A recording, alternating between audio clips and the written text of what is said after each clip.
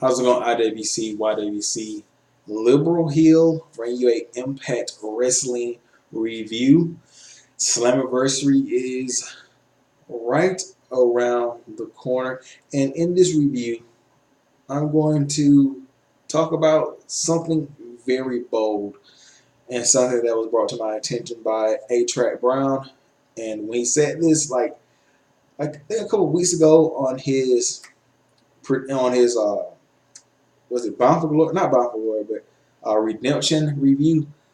I thought it was complete madness, but the things that have been popping up recently on Impact,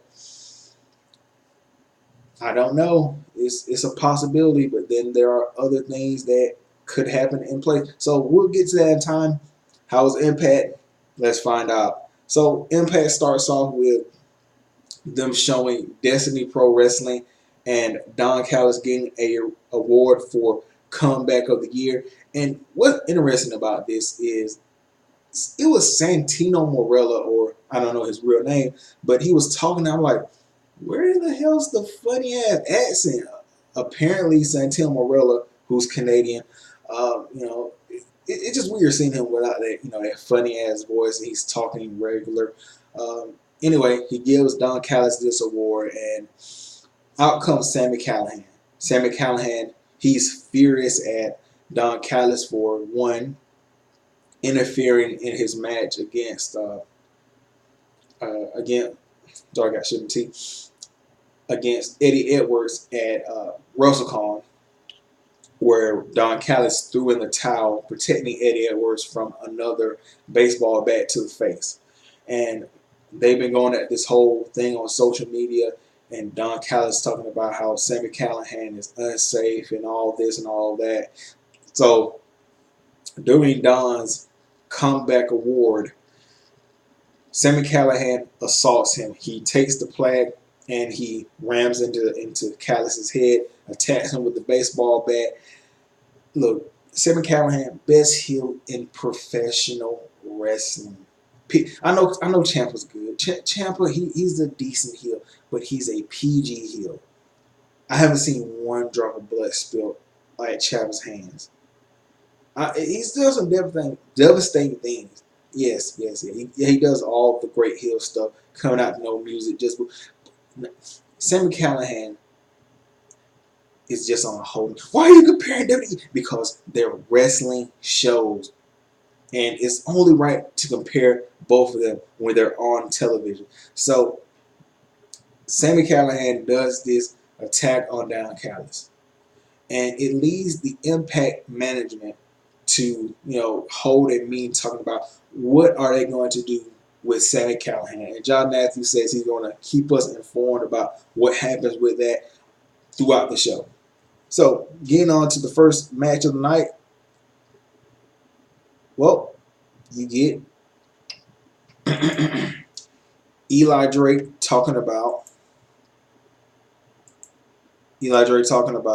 how he's going to defeat Pentagon Jr.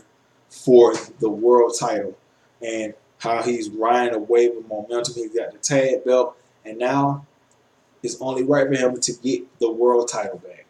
So the first match is LAX versus the new team of Zema Ion and Andrew Everett. Z&E defeat LAX in a pretty good opening match. And here's the thing. LAX, you watch this match and you're thinking to yourself, this is a really good tag team. But what was holding them back, and it kind of still is, you don't know shit about these guys. Yes, they're getting decent mic time and everything like that, but that was the thing that's holding down. I know a lot of people are like, oh, they're not the old LAX and everything like that. What made the old LAX kind of special is that you knew why they were there. They felt like they were getting held down by management. You felt like they felt like it was something against Latino people in that company and wrestling in general. So you felt like you knew them. You knew their motivation. With Ortiz and Santana, you don't know why they're there besides Conan. Now, taking Conan away from them, it gives them a chance to grow as characters. Hey, who are they as people? Why, why are they helping Conan? And them in the ring, I hate to say this, but no, Matt, take it back. I don't hate to say this. They're better in ring than the original LAX. They have fluid, smooth tag team moves, and they're very good to watch. But in the end, like I said, Z and E, Andrew Everett, and Zima Ion, uh, Zima Ion, and a tag team with Andrew Everett. I don't know, man. Like I would thought they would give him a singles run, but whatever. And I would think that Andrew Everett and Desmond Xavier would be a better tag team, but and they're just throwing it out here. They don't really explain why they're a tag team. Although it's a very exciting, athletic tag team, that's a pro and a con right there. But anyway, we'll be past that. Let's see, past that. All right, I'm going. Just got finished watching this on allwrestling.com. And all right, next you have the return of Grado. Grado comes back, and here's the thing: Grado comes back, and him and Joseph Park, they, I guess, rekindled their relationship since the last time we saw Grado. He was getting whisked away by the Mounties out of Canada, but Joseph Park had said, "Man, I feel really bad about what I did, and here's your visa." They kind of slightly made up. Now their Grado's back, relationships stronger than ever. The power of friendship. Okay, so Grado, he's come back. Last week he said he has a girlfriend. This week we finally get to see the girlfriend, and it's Catherine, aka Katie Lee Birchfield. And man, is she was hot back then. Now she's even hot. And the storyline, from what I'm guessing, Grado is being used because he makes money or something like that. I can't really tell the storyline, but I'm just taking a wild guess because it was kind of insinuated that she's with him because of the money or things he buys for her. It's something like that, or maybe I'm off kilter. But anyway, it gets into Grado's first match since being back. Grado versus Rohit Raja. Grado ends up winning with the cannonball, aka from the top of Stevenson. I think that's what he calls it. And at the beginning of the match, like Grado comes out with Catherine. Catherine gets on the second rope and bends over, and then Grado he just puts he. Why did Grado have his dick on Catherine's back? Like, come on, bro. Like, and then he did the whole Titanic shit. She had to feel the Grado. Anyway, Rohit Raja, they have something with this guy. I don't know what it is, but this guy has an amazing. It's a joy to watch this guy. This guy has some excitement. I like his combination, his strikes. He did this thing where he like raked the eye, kicked out Grado's leg, and hit like some kind of kick. This guy just has it in the ring. The problem is Impact really hasn't been giving him any wins, but he's been performing at the top elite level. So I don't know when they're going to bring in the Desi Hit Squad, but the tag team division could use it.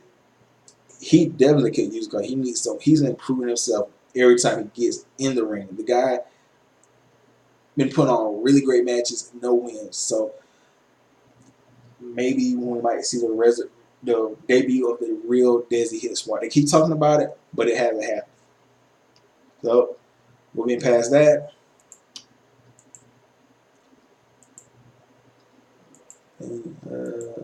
Oh yeah, Grado comes back to the I guess gorilla position with Catherine, and Joseph Park he's laid out, and he has this red square with a cross in the middle, and nobody knows who attacked Joseph Park. Nobody knows what the hell happened, and here's the thing I was talking about with A.J. Brown. He said that, hey, they're going to need something big for Canada for Slammiversary to sell this out.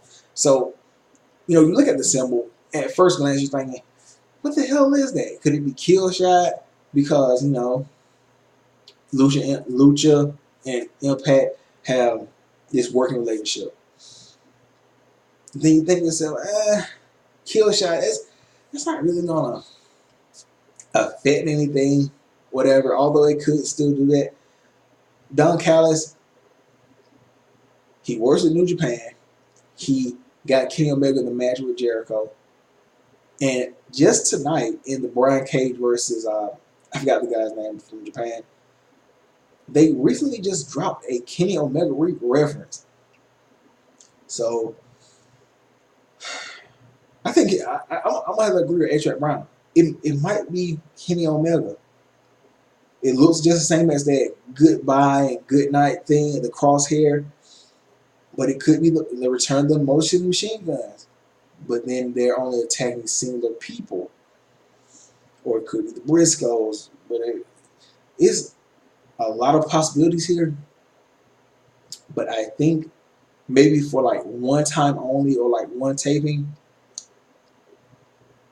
New Japan might allow Kenny Omega because of Don Callis, only because of Don Callis, to appear in Canada for Slammiversary and maybe some tapings because of Don Callis.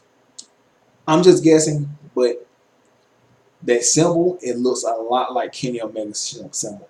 So, here are your thoughts. Who do you think that could be? It's a red square with the crosshairs, and the person has been attacking people randomly backstage for like at least, well, since after Redemption. Then you get a promo that I think they released hours ago before Impact. It's the Tessa Blanchard video where she's talking about her family, her grandfather and her father, Tully Blanchard, and then her stepdad, Magnum TA, saying that, you know, she's a third generation wrestler. She has knowledge that most knockouts don't have, and she trains hard, she works hard, and she's going to show the Impact roster of knockout that she is the woman to beat because she has all these tools and she's just better than the rest of them. It's hard to disagree with anything she said. It really is. Although they're presenting Tessa as a heel, it's a heel that pretty much is telling you the truth. It's no embellishment there. Third generation. She wrestles a hell of a good match. She's beating some of the best women in the business. So she's coming to Impact to show the other women, hey, I'm the best. You bitches got to step your game up. That's pretty much it. So moving on past that. Oh, you get Eli Drake. He's with Scott Steiner and he's telling Scott Steiner, look, I appreciate the help, but tonight I gotta face Pentagon Jr. by myself. You know, as a man, I gotta do this on my own. And Scott's like, look, I had some freaks last night. You don't have to do this alone. And Eli tells him, okay, look, I'm gonna need the help of the freaks later, but tonight I gotta do this on my own.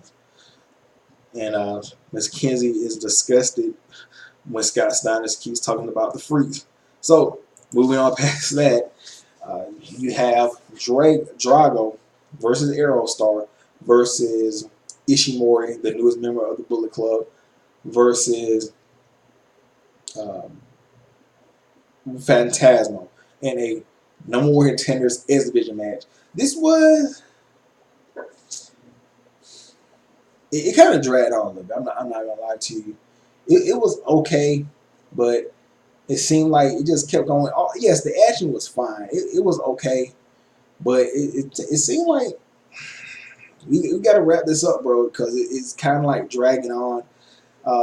Phantasma ends up winning with the thrill of the kill on I think it was on Aerostar. Yeah, on Aerostar. And I can see that. Phantasma, he has a lot of, even though he's wearing a mask, he has a lot of charisma. He can cut promos. So him going against Matt Sydal or chasing Matt Sydal until we get to close to Bound for Glory, or I mean Slammiversary, that could be a good promo, especially since I already know what they have in the pipeline for Brian. Sorry, I spoiled it. For Matt Sydal, it's a decent route to go. You know, keep building up Sydal with worthy challengers, decent storylines for Matt Sydal, and it builds the prestige of the X Division title. So whoever beats Sydal, they can keep that trend going upwards. Anyway, moving on past that match. Oh, take a swig of Coke.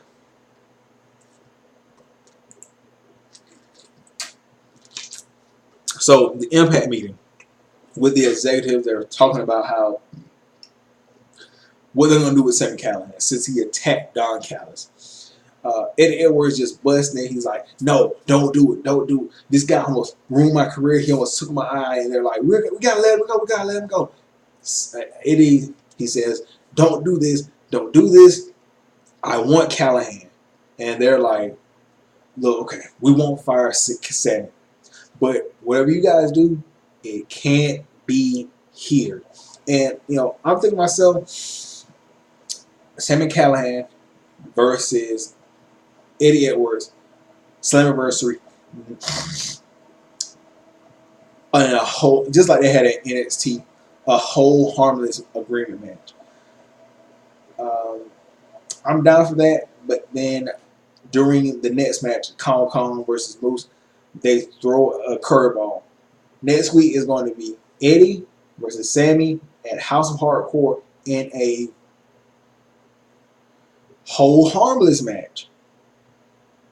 Or a street fight. I think they said street fight. Yeah, in a street fight. Which leads me to believe that at Slammiversary, Eddie and Sami aren't going to be in the same storylines. If they're going to have this blowout match now, that means they probably won't continue this on to Slammiversary. This probably be their last match together. So, speaking of the next match, Moose versus Kong, pretty decent. It ends Moose trying to go for the spear, and Jimmy Jacobs attacks Moose with the chair. Moose attacks Jacobs. Jacobs gets saved by Congo. Moose clotheslines Congo out of the ring. They keep them apart, where Jacobs keeps Congo away from Moose. And that's how the segment ends. Continue the storyline. It is what it is with that one. Match was okay. Then you have, and I don't give a fuck how you feel about this, the best segment of the night, the funniest segment of the night. KM doing training with Fallah Bob. He tells Fallah Bob, "Look, we're gonna get you in shape. Oh, all that. And then Fallah Bob's doing jogging, and KM's behind him eating, I don't know what the fuck, he like a sandwich or something in a golf cart. Keep running. I can feel the pounds burning over you. He's got Fallah Bob running up the steps while he eating like a corn dog and an ice cream sundae. Oh man, look, KM, he's providing entertainment. Like, I'm not gonna say like KM has potential. Like I think we always said KM has potential to be a good piece in Impact, and he showed that he has good mic skills. He's decent in the ring. It's just how are they going to use him? And right now they're using KM in a good way to get him over with his best skill, which is his talking. And pairing him with Fallah Bob, we all know we know where this is going. Fallah Bob versus KM, and can they scratch this till Slammiversary? I don't know. they are a tag team, but it's possible. So if KM versus Fireball happens at Slammiversary, I wouldn't be mad at it. So next you have Brian Cage versus, I don't know his name, but it was at Pro Wrestling Noah, and this was this was a really good match. Uh, I like how to tell the story of Brian Cage. He gets pushed to his limit, although he is the machine. He finds ways to win. He ends up getting victory here with the drill claw in a, like I said, a pretty good back and forth match. So moving on past that, you get a throwback match. Uh, Ultimate X, Xavier Woods, aka Consequences Creed, versus the Motor City Machine Guns, versus Suicide, versus Jay Lethal, and like I said, Ultimate X match for the X Division title. Man, I can't explain this one. Just go and watch it. I really don't want to talk about any like old matches, although this one was particularly good, and the ending, that ending though, was good. But there's no point to talk about an old episode or old match on this new on a new episode of Impact. So main event time, and it comes down to Eli Drake versus Pentagon Jr. Oh, sorry about that. Before that, you see Allie, and Allie, she's, what's the word I'm looking for? Distraught over seeing her best friend Rosemary pretty much being buried in a coffin by Su Yung, and she's looking in the mirror, almost about to cry or whatever, and a knock on the door happens, and it's a like a voodoo doll slash bunny slash whatever. It's just a weird looking doll, and it has a note pinned to it. So Allie, she takes the pen out, reads the note, and then she looks at the camera, and you hear that ominous music, and she starts like twitching. So you might be seeing a character change from Allie in a little bit, and next week is going to be Su Yung doing the burial of Rosemary. So it'll be interesting to see where that goes. Then you have the main event, Eli Drake versus Pentagon Jr. This match was,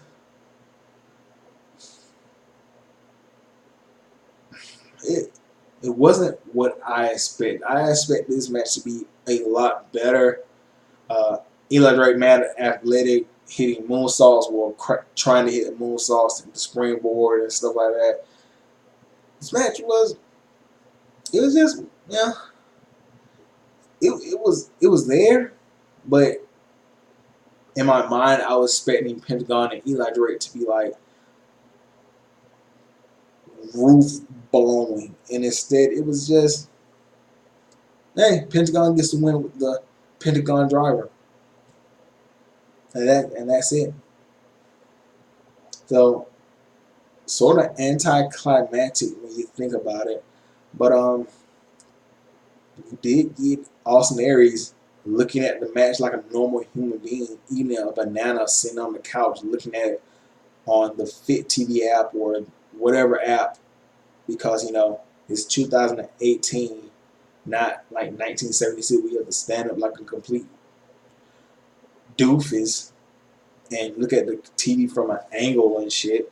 But anyway, yeah, Pentagon Jr. Wins against Eli Drake, and Eli Drake